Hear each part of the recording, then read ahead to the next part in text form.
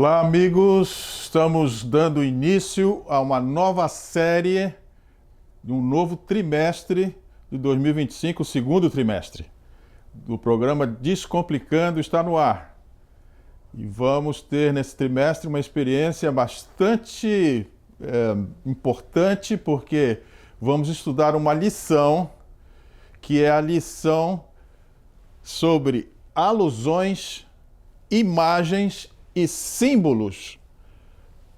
Ou seja, como que nós vamos entender verdades e conceitos do reino de Deus, ou como nós vamos entender a vontade de Deus através dos símbolos e das profecias que a Bíblia contém.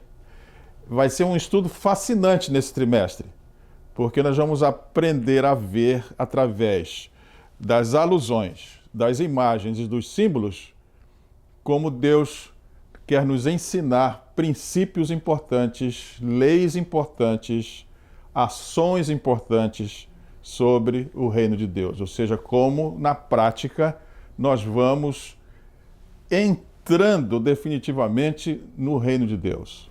Uma lição muito importante. Nesse trimestre,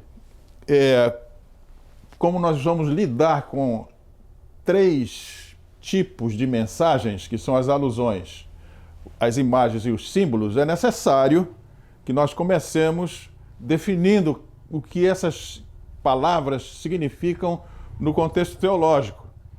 Então, a pergunta é como estudar as profecias bíblicas, porque elas sempre lidam com essas 3 figuras. Então, são 3 conceitos fundamentais na comunicação e na construção de significados. A palavra alusão é uma referência indireta a um evento e uma passagem bíblica ou um personagem já conhecido, exigindo do receptor um conhecimento a priori, um conhecimento prévio. Então, quando nós estamos falando de alusões, nós estamos fazendo referência indireta a um evento que já se sabe ou já se tem conhecimento dele. A imagem, ela é uma construção mental que pode ser figurativa ou abstrata. Ou seja, na teologia, imagens são usadas para tornar conceitos invisíveis mais concretos ou mais acessíveis. E o terceira palavra que nós vamos usar durante esse trimestre é o símbolo, que é um elemento que representa algo além da forma imediata. Ou seja, o símbolo carrega significado mais profundo e universal, ou seja, um símbolo geralmente tem significado aqui, ali, acolá, em qualquer lugar. Portanto, o significado é universal. Então, nós vamos lidar com esses 3 conceitos, alusão, imagem e símbolo, e esses 3 elementos se relacionam. Por exemplo, as alusões criam conexões entre ideias e contextos históricos. Ou seja, para eu entender um contexto ou uma ideia histórica, eu uso alusões que elas me ajudam a entender.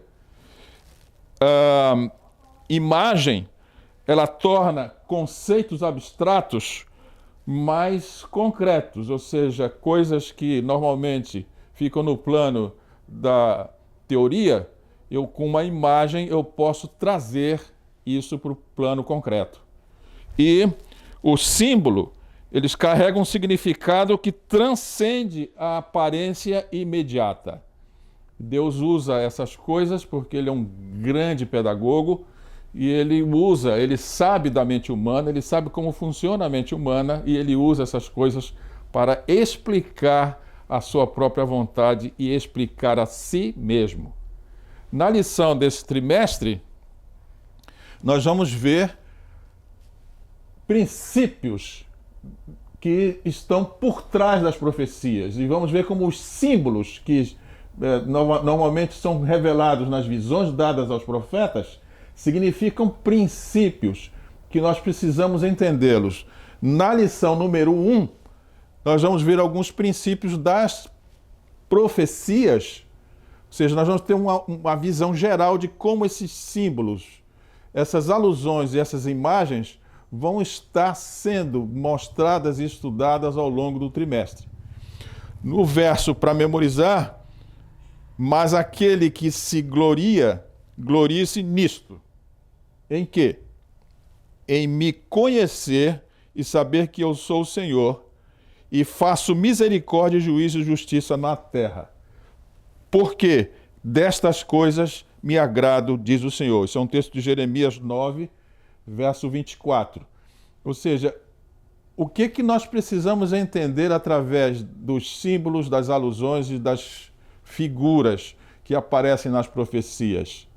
Esse texto aqui está explicando que o Senhor é Deus e Ele estabelece o seu governo num regime de misericórdia e juízo, ou seja, de justiça, e se agrada dessas coisas. Então Ele vai ensinar como nós lidaremos com essas coisas através das profecias. E bem a propósito que a figura que abre o trimestre está mostrando isso. Alguém que está tentando decifrar a realidade como um quebra-cabeças, buscando as peças desse quebra-cabeça, ou seja, as explicações para a realidade através da Bíblia, do estudo da Bíblia ou da Escritura. Muito importante o que nós vamos estudar, irmãos. Por quê? Porque nós vamos entender cada vez mais a profundidade da vontade de Deus. Vamos entender o que Ele chama de misericórdia, o que Ele chama de juízo ou justiça, e vamos trabalhar para entrar no reino de Deus e ver se esse trimestre nos facilita o caminho. Então vamos à premissa do estudo para essa semana. Vejam bem comigo essa premissa aqui, porque é algo importante o que eu vou agora ler. É um texto do livro Grande Conflito, a página 289. Por que então esse desconhecimento generalizado com respeito a uma parte importante das Sagradas Escrituras? A pergunta que a profetisa está fazendo. Por que nós não nos dedicamos a entender as profecias? Ela faz uma outra pergunta. Por que essa relutância geral em pesquisar seus ensinos? E o que está aqui marcado é exatamente a resposta. Por que há uma resistência em se estudar a Bíblia, de se entender a vontade de Deus, de usar as profecias a nosso favor, para entender melhor Deus e o seu reino? Qual é o problema que há com isso? Por que existe essa resistência? A resposta está aqui, na tarja. É o resultado de um esforço calculado do príncipe das trevas para esconder dos seres humanos aquilo que revela os enganos dele. Então, a partir dessa premissa, ou seja, nós agora vamos tentar desdobrar a palavra de Deus ao longo desse trimestre e, particularmente na lição dessa semana, para nós entendermos o que Deus quer que nós saibamos sobre a realidade propriamente dita. Então vamos ao estudo da lição. E a lógica do estudo para essa semana são princípios para a leitura profética, ou seja, como eu vou lidar com a leitura profética e quais são os princípios, ou seja, quais são os fundamentos que eu preciso conhecer para lidar com isso. Então, o primeiro assunto eu tenho que ler com atenção o texto, e o segundo é que eu tenho que me concentrar no texto para uma resposta pessoal. Ou seja, eu preciso entender para poder me posicionar em relação ao reino de Deus. Então vamos ver como o autor da lição nos coloca o raciocínio ou nos dá o caminho, o método para que nós entendamos o que precisa, né? Atenção ao texto e concentrando-se na resposta pessoal. Então, primeiro assunto é como é que eu vou colocar minha atenção no texto. Os adventistas do sétimo dia usam um método para estudar as profecias. E qual é esse método? O método é o seguinte: todas as profecias, assim como o tabernáculo e todo o Antigo Testamento, vai levar o raciocínio, vai levar a atenção a Cristo. E nós, adventistas, usamos esse método, o método do Antigo Testamento, porque esse método também está no Novo Testamento. E qual é esse método? Nós exaltamos a Cristo como o centro de toda abordagem profética. Então, nós enxergamos as profecias usando as lentes do grande conflito, ou seja, a questão toda da interpretação profética é ter sempre como pano de fundo o grande conflito. Dá para entender isso? Então, por quê? Porque há uma batalha espiritual que se desenvolve e ela envolve todo o mundo. Ou seja, ninguém está fora desse grande conflito. Por isso, os que querem estar no reino de Deus precisam entender muito bem esse grande conflito, porque há uma resposta pessoal que nós vamos ver mais adiante no decorrer da lição. Então, quem lê, entenda. Entenda o quê? Entenda que Deus deseja ser conhecido. Logo, as profecias são dadas para que você conheça a Deus. Ou seja, conheça a vontade dele, conheça Deus em que aspecto? Primeiramente, no comando do universo. As profecias nos dão a ideia, ou nos dão a visão de que Deus está no comando de todas as coisas. Então, elas nos mostram Deus na história, ele comandando a história. E aqui vem que a primeira coisa que nós precisamos entender é o sistema que Deus utiliza para comandar todas as coisas, incluindo a história da Terra. Então nós vamos entender o amor de Deus e ele deve ser entendido como força que sustenta a estrutura do seu reino. Então, aqui já estou ratificando a ideia que já discutimos anteriormente de que o amor de Deus não é um sentimento, mas é uma ordenação. O texto da lição diz que ele é uma força que sustenta a estrutura do seu reino.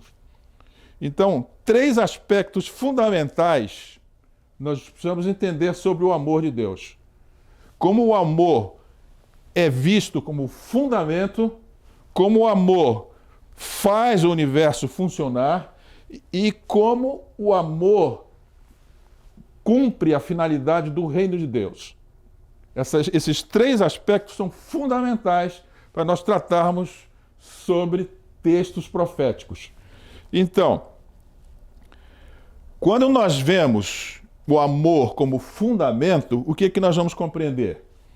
O amor é o princípio central do caráter de Deus e, por consequência, é o princípio central do reino de Deus. Isso está em Deuteronômio 6, 4 e 5. E está em Mateus 22, verso 37. Não é sustentado por poder ou hierarquia baseada na imposição de autoridade. Ou seja, o reino de Deus tem como fundamento o amor e, por consequência, nós não podemos ver o funcionamento desse reino através do uso do poder coercitivo. O que é o poder coercitivo? É o que comanda proibindo coisas. E nem vamos ver também uma hierarquia baseada em imposição de autoridade. Como é que nós temos que ver? O amor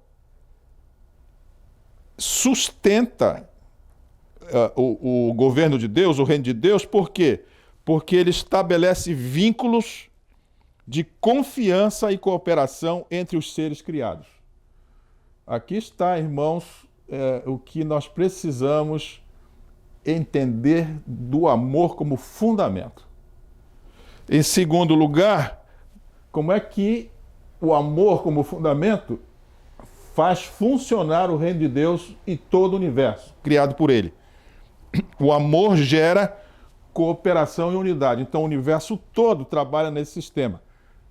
É um sistema unido e que coopera. Todos os elementos, cada ente, ou cada coisa criada, seja ente inteligente ou seja ente físico, não animado, todos eles trabalham na forma de cooperação. Então nós vamos aqui ver que o amor opera como força organizadora. Vejam bem, não é um sentimento, é uma força organizadora, estruturando relações entre Deus e suas criaturas, portanto, entre entes inteligentes, mas também entre Deus e os entes não animados.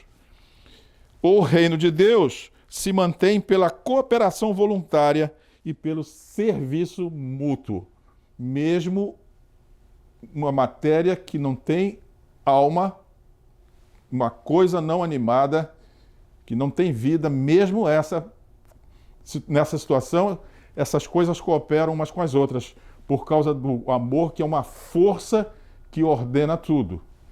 Então, quando nós entendemos o amor provocando uma finalidade, nós vamos ver que o amor é a base da paz universal. Então, todo esse sistema de cooperação e de mutualismo tem como objetivo paz universal. Portanto, é a finalidade desse sistema. Ele é para reestruturar todas as coisas à perfeita harmonia que existia antes do pecado. Isso no caso, agora, do universo diante da questão, do grande conflito. Então, o amor de Deus a finalidade dele é restaurar a harmonia que havia antes desse grande conflito passar a existir. E, finalmente, isso é possível porque o amor é a única força que pode restaurar relacionamentos quebrados. Então, aqui nós vamos ver, olhando o cabeçalho aqui, que é a atenção ao texto, nós vamos ver como o amor de Deus, o princípio que rege o reino de Deus, fundamenta, coloca em funcionamento e cumpre a finalidade. Então, a verdade última está em Deus. Sua palavra expressa essa verdade de maneira direta e infalível. O que é a verdade última? Vamos ver como é que nós entendemos isso. A verdade última quer dizer: não existe nenhuma outra verdade além dela. Ou melhor, falando em outras palavras, todas as verdades que nós conhecemos são oriundas dessa verdade que é a verdade última. Ela é a base de tudo. Ou seja, sem ela, as verdades que nós conhecemos não existiriam. Então, o autor da lição pede que, ao ler as Escrituras, tenhamos em mente que elas não apenas permitem o conhecimento teórico. Entra-se em contato direto com a essência da verdade última. E qual é essa essência? Não se está entrando em contato com as conjecturas humanas, mas com princípios eternos. A revelação da verdade última e ontológica. Vamos devagar aqui, porque é importante entender essa situação aqui. Quando eu entro em contato com as Escrituras, eu vou estar em contato com princípios eternos, ou seja, são verdades tão essenciais que não podem mudar. Elas sustentam tudo que está aí em funcionamento. São princípios eternos. E mais que isto, quando eu entro em contato com princípios eternos, na verdade eu tenho a revelação da verdade última, ou seja, a verdade mais básica, mais essencial que há. E qual é? A realidade final que transcende todas as verdades parciais ou contingentes. Se isso parece um pouco confuso, eu diria talvez não usual, não confuso, mas não usual, isso quer dizer que eu entro em contato ao ler a Bíblia com a verdade que é Deus. Entro no entendimento do que é o princípio do amor, que é a verdade imutável, a verdade que não pode parar. Se ela parar, se ela deixar de existir, todas as outras verdades desaparecem. Mas também eu entro em contato com a função ontológica dessa verdade. E o que é isto? É a realidade fundamental e objetiva das coisas, ou seja, aquilo que existe independentemente da percepção humana. Olha só aonde nós estamos indo, entendendo o que é Deus e entendendo o que é a palavra de Deus. Ela nos dá uma percepção importante do que é a realidade. Então, se eu estou, ao ler a Bíblia, diante da verdade última e ontológica, eu preciso, então, me organizar para ler a palavra de Deus. Então, o que eu devo entender quando eu leio essa palavra? Eu tenho alguns passos práticos para que eu entre em contato com a verdade última e ontológica. E aqui estão eles. Orar pedindo orientação do Espírito Santo, já que são verdades que a realidade fundamental, né, elas representam a realidade fundamental e objetiva das coisas. Ou seja, existe, independente da percepção humana, isso quer dizer que nós temos um limite mental. Porque não é que nós não possamos entender essa realidade última, é que nós estamos presos no mundo físico e é preciso que a mente se expanda para que nós possamos entender essa realidade última, ou essa verdade última e ontológica. Então é preciso orar pedindo isso ao Espírito Santo. Ler o texto no seu contexto imediato, ou seja, entender os versos anteriores e posteriores. Um verso só não representa conhecimento da verdade última e ontológica. Prestem bem atenção nisso. Comparar com outros textos bíblicos que tratam do mesmo tema. Pesquisar o contexto histórico e cultural. Ou seja, eu vou usar dicionários, vou usar comentários bíblicos, vou identificar se o texto é literal ou simbólico e vou aplicar as lições que eu estou aprendendo usando esta metodologia ou esses passos para minha vida pessoal. Então, lembrem que nós vamos ter, na lógica do estudo, é como ler a Bíblia e como aplicar isso, como ter uma resposta pessoal, uma vez que eu entendo a palavra de Deus. Muito bem. O autor da lição coloca uma coisa muito interessante aqui. Ele chama atenção para o anjo Gabriel dizendo a Daniel que ele tinha que selar as palavras que o anjo tinha explicado para ele. O anjo veio explicar aquela visão das 2.300 tardes e manhãs. Estão lembrados disso? Então, no fim da explicação, ele diz, olha, te expliquei isso, mas isso está para frente, então você vai selar essas palavras. O que isso significa quando eu leio a profecia? A leitura bíblica evidencia o propósito de Deus na história e na revelação das coisas por vir. Então, não é só a questão de saber do futuro. Qual é o propósito disso? O que Deus quer me ensinar com isso? O que Ele quer que eu veja? Mas olhem só. Então, se a leitura é busca do propósito de Deus, eu tenho que isto me ajuda a valorizar as coisas visíveis e as que não são visíveis, e a descobrir o real objetivo da vida.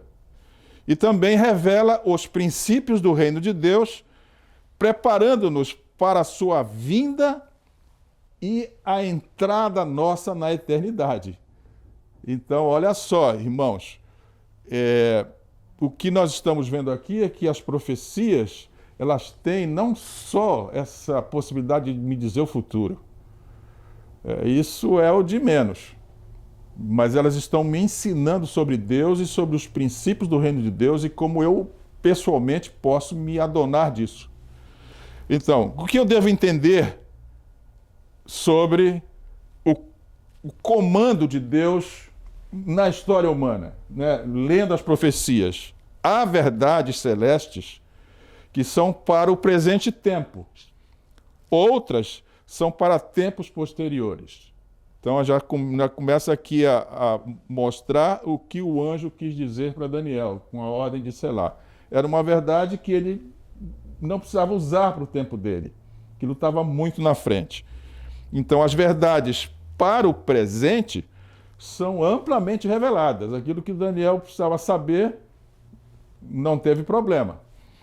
Agora, Daniel 8,16, nesse capítulo e nesse verso, o anjo Gabriel explica o futuro próximo a Daniel. Ou seja, Daniel ficou absolutamente informado sobre o que ele precisava saber para o tempo dele. Mas em Daniel 9, o profeta ora para entender verdades que estavam muito à frente do tempo do profeta. O anjo explica 2.300 tardes e manhãs, 2.300 dias. Mas a ordem a Daniel, que cele o livro, está em Daniel 12:4, era por quê? Porque aquela profecia explicava um conhecimento que não precisava ser entendido para aquele momento, estava para o futuro. Então o anjo diz, olha, não te preocupa com isto, porque mais adiante isso vai ser revelado. E no capítulo 12 de Daniel, Daniel fala que a ciência se multiplicaria, ou seja, esse conhecimento que o anjo disse que era para ser selado, iria ser aberto. E nós vamos ver agora como é que isso aconteceu. No devido tempo, João, o revelador, foi instruído a abrir o livro e a não selá-lo. Olha, João é muito depois de Daniel, né? Muito depois de Daniel, quase 1000 anos depois. Então, a compreensão do livro aumentou rapidamente no século XVIII. Por quê? Porque foi instruído a abrir e não selar mais o livro. Então, o livro do Apocalipse foi um livro escrito e há no início do livro que Deus abre uma porta e ninguém pode fechar. E o primeiro verso do livro é a revelação de Jesus Cristo, ou seja, há um trabalho do inimigo para que o livro de Apocalipse não seja aberto. Mas o anjo, ou seja, o anjo que está falando para João é o próprio Jesus. E ele diz, agora tens que abrir o livro. E o livro foi aberto. João explica no Apocalipse tudo que não estava explicado em Daniel. E agora nós temos a compreensão do livro que foi aberto. No século XVIII isso foi completamente entendido, ou seja, foi cumprida a profecia, né, de Daniel, que a ciência se multiplicaria. E o que deu como resultado? Guilherme Miller, no século XIX, que inaugurou o grande movimento do Advento, ou seja, pregou sobre a volta de Jesus. Muito importante isso, irmãos. O aparecimento da igreja remanescente, que é a igreja adventista, foi explicando claramente as 3 mensagens angélicas, foi proposital. Deus levanta essa igreja. E olha só, o nascimento do movimento mundial adventista foi o cumprimento da predição de Daniel. Qual foi a predição? O saber se multiplicará. Ou seja, quem é que domina completamente tudo aquilo que não foi revelado ao profeta? Nós agora.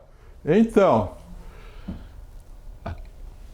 vamos nos concentrar agora na resposta pessoal, já que eu sei que Deus está comandando tudo, né? O sistema dele é o sistema do amor. Isso tudo faz com que as coisas cooperem e ele está no comando das coisas. Ou seja, todo o quebra-cabeça da história, não tanto a história universal como a história da Terra, está no comando de Deus. Quando eu estou aqui falando isso para os irmãos, na minha cabeça está passando um filme sobre as profecias todas de Daniel, a estátua, aqueles animais, Está tudo aqui na minha frente, na minha cabeça, e eu estou agora conversando com vocês, tendo esse pano de fundo. Então, com isto, eu posso ver princípios fundamentais do estudo das profecias segundo a visão adventista. Ou seja, a minha resposta pessoal. Então, a Bíblia se interpreta a si mesma. Nós, adventistas, cremos no princípio que foi levantado na Reforma Protestante de sola scriptura, somente a Bíblia. Então, nenhum texto deve ser interpretado isoladamente. Aqui tem um exemplo. A besta de Apocalipse 13 é explicada com base em Daniel 7. Ou seja, se eu for ler Apocalipse 13, isoladamente de Daniel 7, e não fizer essa ligação, eu não vou compreender a besta, os poderes que estão sendo mostrados nessa profecia. A leitura literal, exceto quando há indicações de simbolismo. Então, esse é o método adventista. Nós vamos interpretar cada coisa na própria Bíblia. Por isso, a figura que inicia a lição era a pessoa buscando os pedaços do quebra-cabeça dentro da Bíblia. A leitura não é uma leitura subjetiva, interpretada por mim mesmo, mas é uma leitura literal, exceto quando há uma indicação de simbolismo. Quando a Bíblia descreve eventos históricos, eles são tomados literalmente. Então não há espaço para subjetividade aqui. Está claro? Eu entro em contato com verdades essenciais, verdades fundamentais, portanto não é algo subjetivo. Está claro? Quando há linguagem figurada, mesmo assim, vejam bem, ela é interpretada conforme o próprio contexto bíblico. Nas figuras, nas alusões, nas imagens, não entra o meu subjetivismo. Eu vou buscar interpretação na própria Bíblia. Está claro? Mesmo em coisas que são simbólicas, que não são literais. Então aqui está um exemplo. O relato da criação em Gênesis capítulo 1 é entendido como literal. 6 dias de 24 horas. Então, quando eu busco esse método, o que eu vou encontrar? Harmonia entre os textos. Nenhuma doutrina pode ser baseada em um único verso. Lição para aprender aqui. Nenhuma doutrina é baseada em um único verso. Segundo, e aqui está um exemplo. A doutrina do santuário é baseada em 3 livros: Levítico, Daniel e Hebreus. Ou seja, se eu quiser entender sobre o santuário, eu terei que consultar esses 3 livros. O Espírito Santo guia a compreensão. Ou seja, esta harmonia entre os versos é uma obra que o Espírito Santo faz. A oração é essencial para que Deus revele o verdadeiro significado das Escrituras. Então eu preciso orar antes de entrar na Bíblia. Usando aqui uma alusão ao acontecido com Moisés ali no deserto, que ele olhou e viu a sarça ardendo e Deus fala com ele e diz: Moisés, tira os teus sapatos. Ou seja, não venha diante de mim com as tuas próprias interpretações. Então é necessária oração, porque ela faz com que o verdadeiro significado das Escrituras seja revelado via ou mediante o Espírito Santo. Então, um exemplo é, antes de estudar, os adventistas costumam orar pedindo discernimento. Então, princípios fundamentais do estudo. Nenhum texto deve ser interpretado isoladamente. A leitura precisa ser literal, e mesmo que sejam textos simbólicos, eu preciso buscar interpretação na própria Bíblia. Muito bem. Esse método que acabamos de explicar, ele tem uma base bíblica. Eu puxei aqui 3 versículos para mostrar como isso não é aleatório. O primeiro versículo é 2 Timóteo 3, 16 e 17. Toda a escritura é inspirada por Deus e útil para o ensino. Todo mundo conhece esse texto. Então, eu não vou buscar conhecimento subjetivo e nem conhecimento humano. Porque o que está dito aqui é que a escritura ela foi escrita para ser útil, para ensinar. O segundo texto é 2 Pedro, capítulo 1, versos 20 ao 21. Nenhuma profecia da Escritura é de particular interpretação. Ou seja, não é subjetivo, novamente. Não são os homens que interpretam. É a própria Escritura, é o próprio Deus falando dele próprio. Tá claro?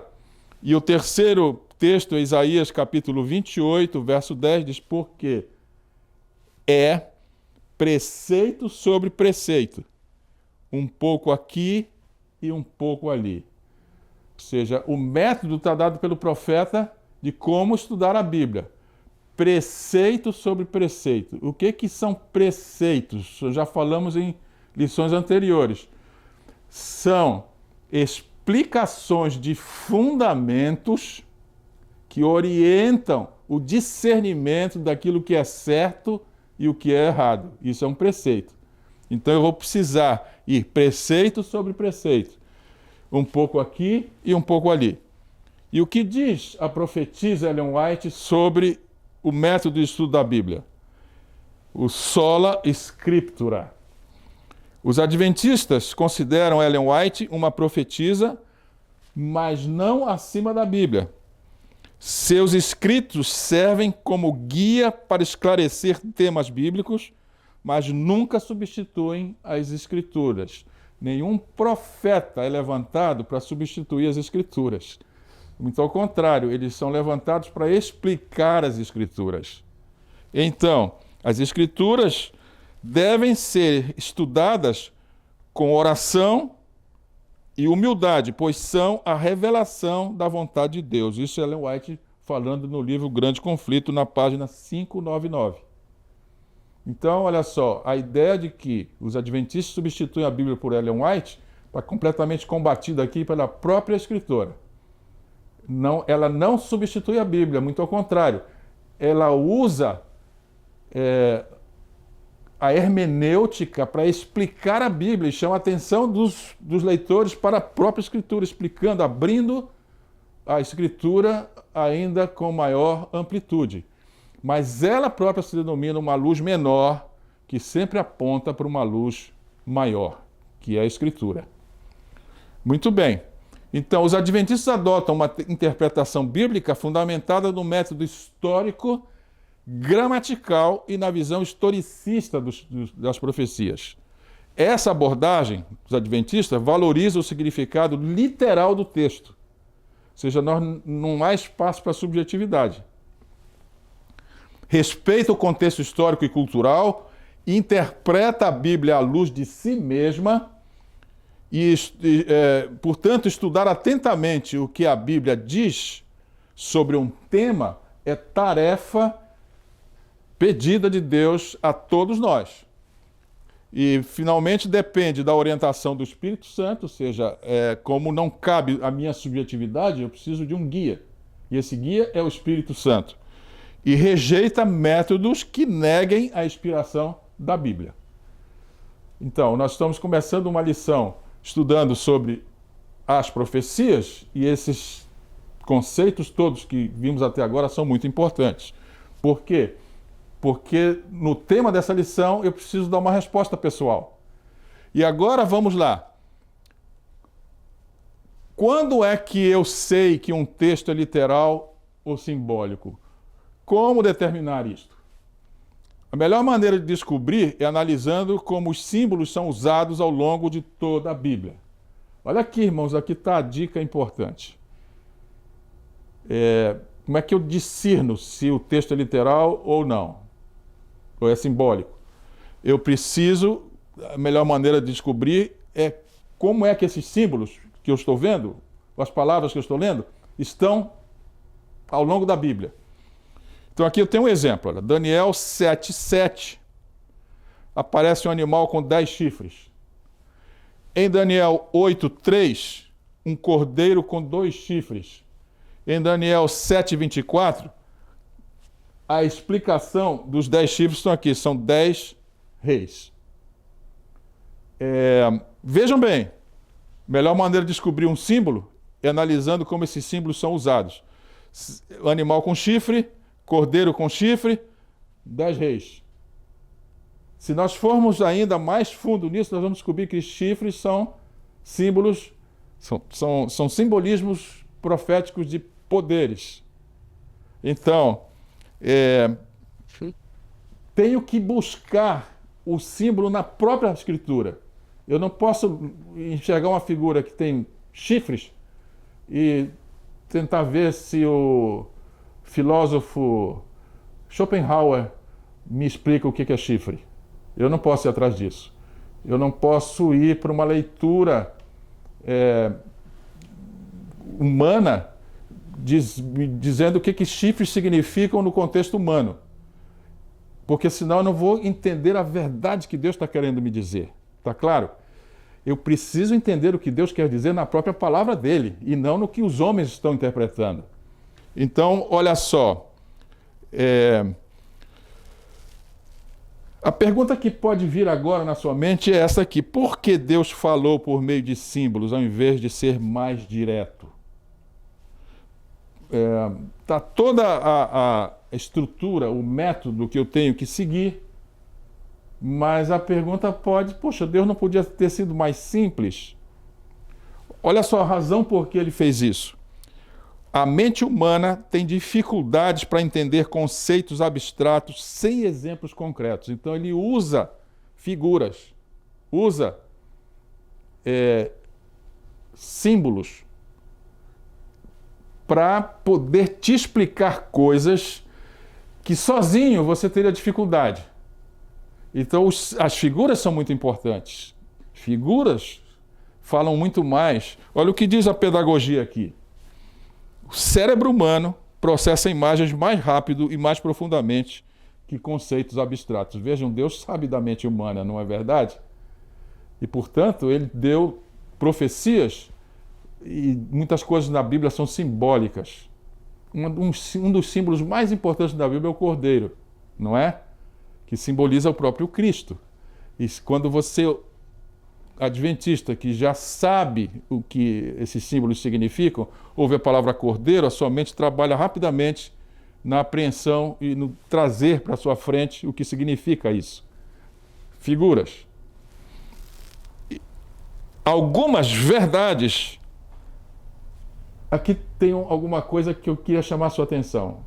Uma das razões por que Deus falou por meio de símbolos é porque algumas verdades eram sagradas demais para serem expostas abertamente. Entendam bem isso aqui, porque aqui está um conceito importante do uso de figuras. Quando você não quer que o conhecimento se perca, ou seja, mutilado ao longo do tempo, por causa das interpretações, use figuras. Olha o que diz o restante do texto aqui. O uso de símbolos impedia os incrédulos que entendessem mal e rejeitassem prematuramente verdades espirituais profundas. Ou seja, ele deu símbolos, depois ele explica esses símbolos na própria palavra dele e ainda deu os profetas para interpretarem para nós. Porque se ficasse diretamente ligados à nossa própria interpretação, ia acontecer que pessoas que são incrédulas iriam interpretar verdades de forma errônea e iriam rejeitar essas verdades profundas imediatamente. Muito importante isso que nós estamos vendo. Professores, na sua classe, tente mostrar isso para os seus alunos. Tente ver isso que eu estou aqui tentando explicar de uma forma que os seus alunos possam entender por que Deus escreveu dessa forma. É importante que nós tenhamos esse conceito. Por que ele colocou em figuras? Por que ele não escreveu de forma direta? Com isso ele preservou toda a verdade que ele queria e, além disso, facilitou a compreensão. Muito bem. Então, revelações progressivas, ou seja, símbolos ajudam pessoas a compreender conceitos que só seriam totalmente revelados mais adiante. Os símbolos permitem múltiplos níveis de compreensão. Ou seja, quanto mais eu estudo, quanto mais eu me ilustro, quanto mais eu leio a Escritura, mais camadas são desdobradas, ou seja, mais os símbolos são descomplicados para mim. Tá claro? Quem busca superficialmente vê apenas história. Quem busca profundamente encontra o significado espiritual. O que é o significado espiritual? São os conceitos ou princípios que estão por trás de uma informação. Os símbolos transcendem barreiras culturais e temporais. E, de fato, é isso mesmo. O símbolo transcende barreira cultural. Não é verdade? Então, essa é a primeira lição desse trimestre. Nós precisamos abrir o trimestre, já que vamos lidar com símbolos e com figuras, nós precisamos abrir o trimestre sabendo como interpretar isto. E a lição dessa semana traz exatamente essa noção. Então vamos ver agora como os assuntos que estão relacionados essa semana, os temas diários, estão dentro desses dois temas, que é a atenção ao texto e a concentração para que tenhamos uma resposta pessoal.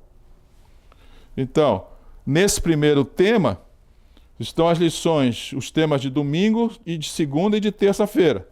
Quem lê, entenda. Então, nós vimos todos os princípios ali de como interpretar, quais são os fundamentos que estão ali, o que significa o amor de Deus, que é um sistema, como as coisas, como o sistema ordena, como o sistema, que finalidades tem, como é que ele funciona, tudo isso nós vimos.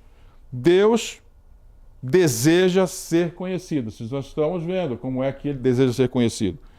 E a ordem para selar palavras, ou seja, como ele, atenção ao texto, não é? Como ele ordena tudo segundo o objetivo que ele tem.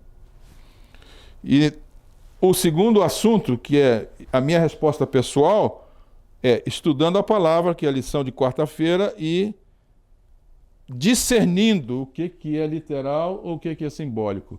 Se é literal, eu não tenho que interpretar, não é verdade? Mas se é simbólico, cabe uma interpretação. E eu tenho que tomar cuidado, buscar a resposta dessa interpretação na própria Escritura, para que eu possa responder como pessoa e como comunidade, né? Comunidade da fé, que é a igreja, como nós respondemos ao interesse de Deus em nos dizer o que Ele quer. Muito bem. Como é que nós podemos enfechar, como nós já estamos aqui acostumados com a aterrissagem, né? Ou seja, nós tivemos um voo agora sobre esses conceitos, como é que nós podemos aterrissar? Nós chegamos no solo. E o que sobrou?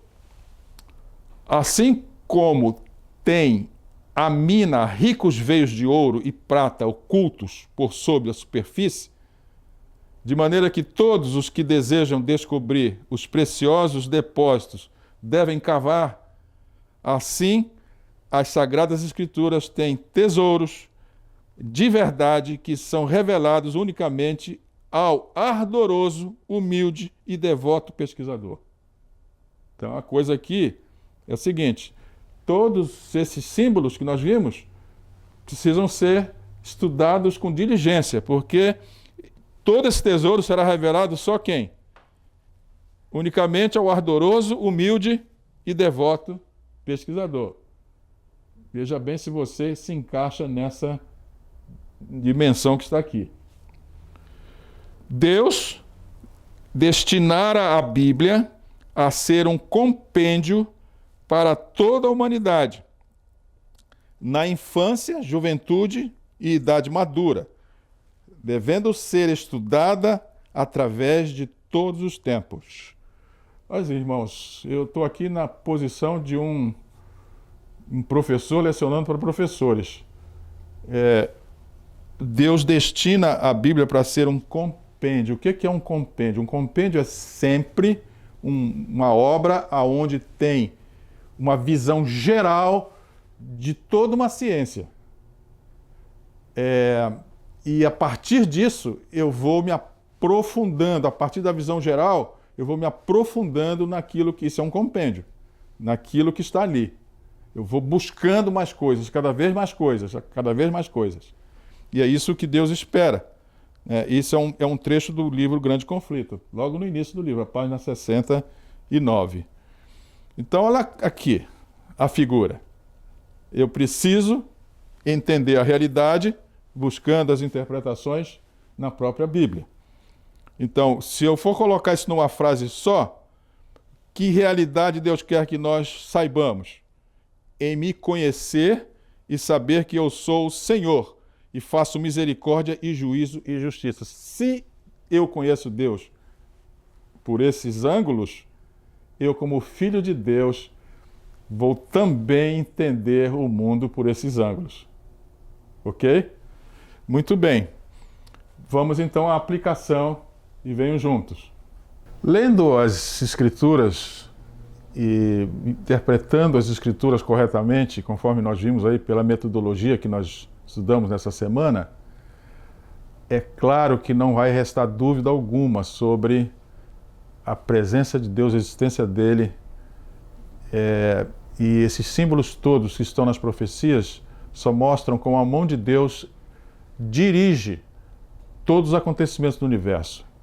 O que nós vimos essa semana que nos dá a possibilidade de entender que Deus existe? É que Ele é o Criador. E o amor de Deus, que é a força que ordena o universo, faz com que as coisas existam. Ele cria. A criação de Deus do universo foi a maneira, talvez a única maneira de ele mostrar às criaturas inteligentes do universo que ele é amor. Porque é através do sistema que ele criou que nós vamos entender o amor de Deus funcionando. Nós vimos ali que o amor de Deus é uma força que ordena o universo, que tem uma finalidade, e através das profecias nós vamos entender isto. Ou seja, as profecias nos vão fazer conhecer Deus. É importante isso, irmãos.